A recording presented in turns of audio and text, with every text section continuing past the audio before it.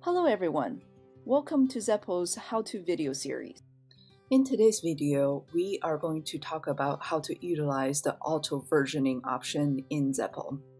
First, I'm going to click on the More Options menu. Choose Version History. From there, I can see a list of versions for my notebook. All of this versioning is automatically saved, so you don't have to do this manually. From here, I can tell the difference between code change and whether I ran the query and generated a result.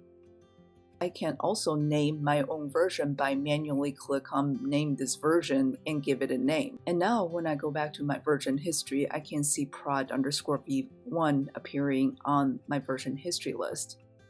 If I'm unhappy with the name or made a typo, I can click on the More Option icon and click on Rename.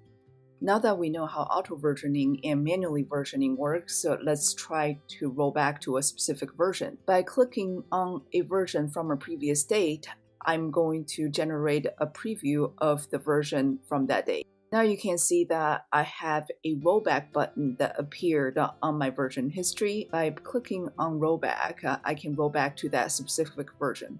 If I go back to the version history now, I can see a version which labeled R, signifying this is a rollback version. If my notebooks are located in GitHub, we can also create a new space and connect to GitHub from the space. I'm going to name this new space Python_notebooks. Now I click on External Repository option. I can choose GitHub. If you don't already have it, you can go to your GitHub account and generate a personal access token to access your GitHub APIs. Copy and paste your token into the GitHub auth token field. Populate the GitHub repository URL with the URL that you want to connect to. Click on Apply, you'll be connected to your GitHub repo.